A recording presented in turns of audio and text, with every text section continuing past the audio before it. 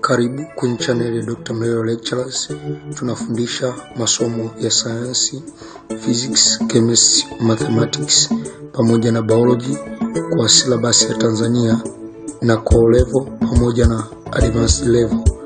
Dr. Mlelwa Lectures, for your better NECTA EXAMS performance. Subscribe, share and like this video. Welcome back, friends, and in this video we will continue discussing the topic of nutrition, and I hope this will be the last session in nutrition. We have been long in nutrition, and I hope most of you viewers of my videos, you have cooperated with me from part 1 of nutrition to this last session. So let I give you best wishes in your nutrition betterment performance. Let us start my last session. Here we are discussing about the common disorders of the digestive system. What are the causes and what are the ways of overcoming them. Here it starts with number 2, but this is number 1. This is number 1. Number 1 disorder is constipation. This is number 1 disorder, constipation. Constipation kwa Kiswahili ni kujisaidia kinyesi kigumu. Kujisaidia kinyesi kigumu. So it is the condition whereby one experiences difficulty during defecation, since fecal matter become semi-dry. Kinyesi kigumu. And most of time for we ambao tumekulia vijijini, inakuwa ni kama mtu akila chakula kama mapela, kitafuna matunda kama mapela mengi, ukameza na zile mbegu zake, inakuwa kupata constipation ni rahisi sana. Lakini pia kwa wale ambao mmeishi mjini, most of time constipation is because umekula vyakula ambavyo ni dry. And most of times here ni kama maandazi au mikate, umetafuna mingi without drinking a lot of water. So eating dry food pamoja na kula vyakula kama mapera vinaweza vikapelekea constipation. Now let's see about the causes of constipation. First is excessive absorption of water in the colon. Hiyo inasababishwa na nini? Na some of the disorders zinaweza kusababisha colon isiweze kufanya movement zake kama kawaida, movement zile muscles zake, kwa sababu food haiwezi kumove yenyewe kwenye utumbo, in the gut. There must be movements, contraction and relaxation of the gut walls, smooth muscles. And if the contraction and relaxation of the smooth muscles of the gut wall they fail, means the result is that the food will move very slow. So as far as the food stayed there in the colon, the absorption of water increases. So if the water is absorbed more, then you end up with the constipation. If you know or if you don't know, the colon has the innervation, kwamba colon inakuwa ina nerve fulani ambazo zinai-supply. Kwa zile nerves zikipata shida, zile nerve ambazo ni parasympathetic nerve supply to the colon zikipata shida, tuta end up with the disorder of constipation. Now, if the content of the colon are semi-dry and hard, as a consequence of this, some experience difficulty in passing them out. This extensive absorption of water may be due to rhythmic movement of large intestine being very slow, thereby increasing the time for the food matter to remain in the colon and absorption of water to continue. But the second thing is the lack of loughage. Loughage ni aina ya chakula, ni kamba au nyuzi. Loughage is the indigestible fibrous part of the food. Cells of vegetables and fruits are connective tissues of meat, and connective tissues of meat and the fish are examples of loughage. So it is not digested in the human intestine, and the loughage stimulates the secretion of mucus by the goblet cells in the alimentary canal. This mucus lubricates the digestive system and the tract. The lack of mucus lead to roughness of the lining wall, hence hardship in the defecation. So loughage zinasaidia katika stimulation ya secretion ya mucus. Usipokuwa na loughage, mgogoro mwingine huo. Lakini reason tatu ni over-reliance on dry food. Over-reliance on dry food. Kula sana vyakula vikavu kama mikate au mandazi. Hasa hivi vyakula vyenye amila hasa hivi. Chapati sio sana, because chapati is dry, but sio sana mkate au mandazi vyenye amila.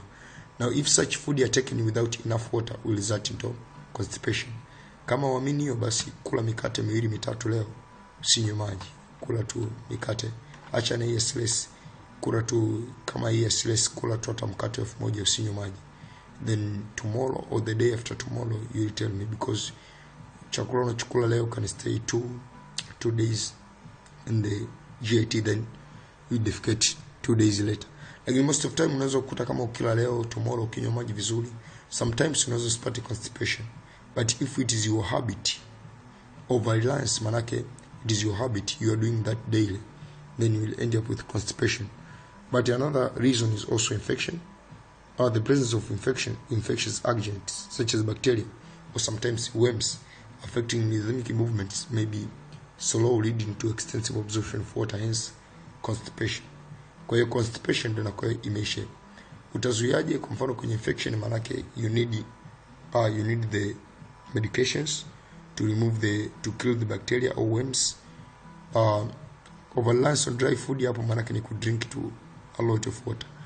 Hapo kwenye chakula manake unatakiwa tu unakula roughage, matunda na mboga.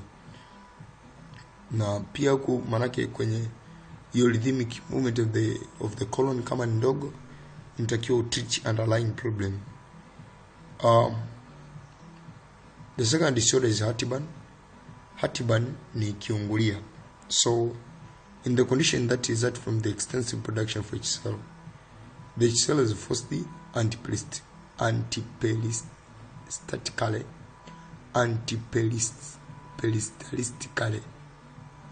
This term is very difficult to read, so I'm very sorry, but I hope no problem with that. Antiperistaltically into the esophagus. Kwa peristalsis inakuwa inatoka kwenye esophagus au kwenye mouth kwenda kwenye stomach. Antiperistaltically inakuwa inatoka kwenye stomach kwenda kwenye huku juu esophagus. So it causes corrosive action in the esophagus, make one feel as if heart is burning. So corrosive action inatokana na HCl. HCl ni strong acid. It has the pH of 1. Hata iliyo kwenye stomach ina pH ya 1.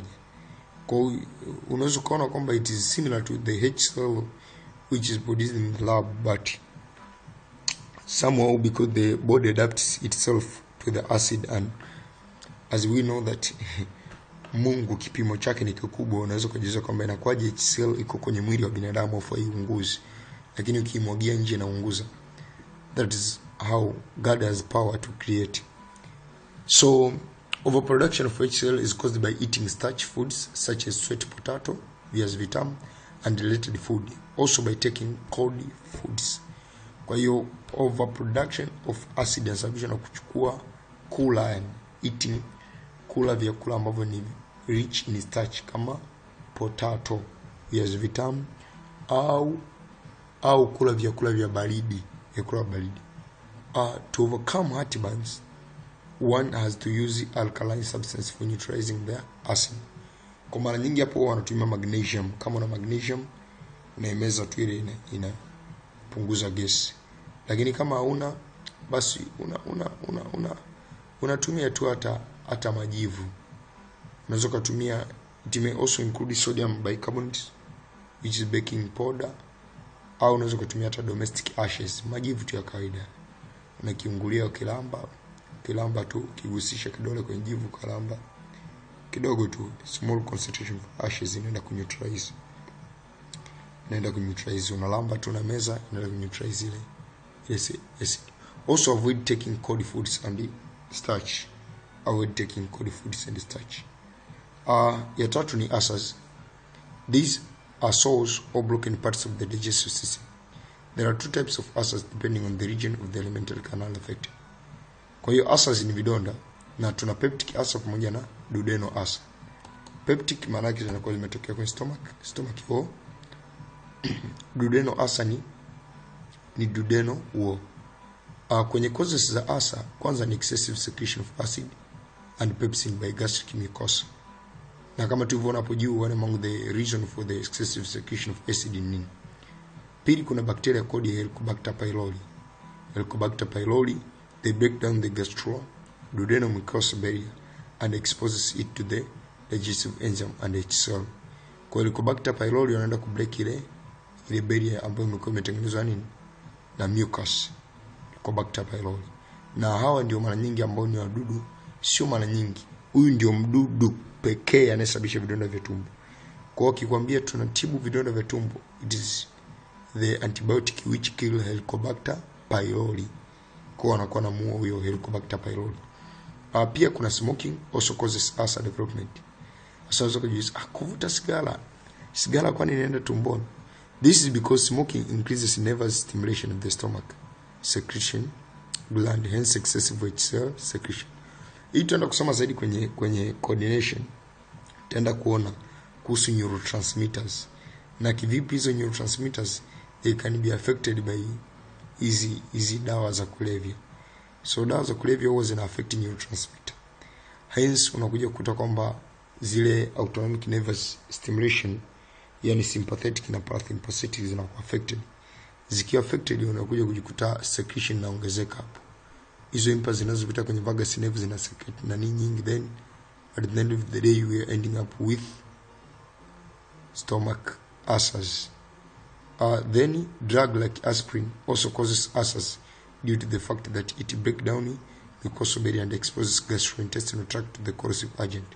Kwa hiyo dawa kama aspirin mnazipenda sana hizi, wale wa panado. Pia stress contribute to the ulcer formation. Why? Stress increases HCl acid secretion, hence increase the chance of mucosal barrier to be eroded. Thinking also increase the production of HCl. Thinking, kuna tofauti kati ya stress na thinking. Stress ni vile kuwa na msongo wa mawazo, lakini thinking ni kufikiria tu kawaida, nafikiria swali fulani darasani, that is thinking. Pia alcohol inaweza kusababisha ulcer. Kwa nini? Because it break down the mucosal barrier, exposes it to HCl. Alcohol yenyewe, kwa mfano most of people who are drinking viroba, that can cause ulcers. Pia keeping the stomach empty for a long time can cause ulcers, because when digestive enzymes are released, they immediately contact with the wall of the stomach. Unaona, keeping the stomach empty, wameweka reason ya mwisho kabisa. Unakuta reason za mwanzo kule kuna Helicobacter pylori, kuna stress, excessive secretion of acid. Sasa kwambia kwamba some of people they use this, okay, vyovyote. I know my viewers, the viewers of these videos, not all of them they are religious, some of them they are pagans at all. Lakini nazungumza kwamba kwa watu wote, wewe ni Mkristo au ni Muislamu, basi watu wanasema utafungaje? Ukifunga tumbo likikaa wazi utapata vidonda vya tumbo. No, I am a Christian, but I am also fast. I don't know, even in Moses they always fast. So what I can say about them that keeping the stomach empty cannot cause the ulcers in such, because we are believers, and when we are fasting we are believing that the supernatural power is over our stomach and even our body control, so that cannot lead to the stomach ulcers. Jamii isipotoshwe kwamba fasting lead to the stomach ulcers. Ndio maana kwenye our books tunakuta tunasoma during fasting the body converts the stored glycogen. Now why tunasoma during fasting? Because even those who wrote books, they know that there are some people who are fasting by different reasons. Even Satan doesn't only fast, but he never eat. But let us not discuss about spiritual things. Let us continue with the ulcers, management and the control of ulcers. The management and the control of ulcers can be through, first is avoiding acid production foods, acid producing foods such as starch rich foods. Pili, avoid smoking, taking alcohol, aspirin, emotional stress and thinking. Tatu, use antibiotics to kill infection bacteria that cause ulcers, which are Helicobacter pylori. Nne, avoid keeping stomach empty for a long time. Unaona, hauwezi avoid thinking. So sometimes these science contradict with God. You can't avoid thinking. We all think, and without thinking we can't do anything. Now let's look on the disorder number 4, which is flatulence or burping. Flatulence ni ile hali ya gas kujaa, gas inakuwa inajaa kwenye intestine, kwa mtu unakuwa unajamba mara nyingi, na unajamba gesi ambayo kiukweli ile gesi huwa inakuwa ni odorless, haina harufu, lakini kwa sababu ya action of the bacteria in the rectum unajikuta kwamba ile gesi inapata harufu pale kwenye rectum. Kwa flatulence huwa inakuwa inaweza kuwa ni gesi ambayo iliingia wakati unakula huku unaongea. Unajua bwana, yani tafuna kama mbwa au kama nguruwe. Samahani kwa hizi lugha jamani, lakini ndio nafundisha flatulence. Sasa uko kula huku unaongea, ukishindwa kula huku unafumba mdomo, inapelekea flatulence kwa sababu gesi inaingia. So in the condition where gases accumulate in the colon and then pass out through the anus, the gases are odorless but they come out with an unpleasant smell. These result from the action of the bacteria on the food in the large intestine. One of such gases produced by the bacteria action is hydrogen sulfide. So gases zenyewe ni odorless. Ni odorless lakini sawa zinatoka nje na harufu. Causes ya flatulence, the gases which accumulate in the colon may come from, kwanza, unconscious swallowing of air, kwa mfano during eating. Pili, kuna smoking. Tatu, kuna taking in aerated food such as soda. Unaona? Kuna eating gases producing food such as cabbage.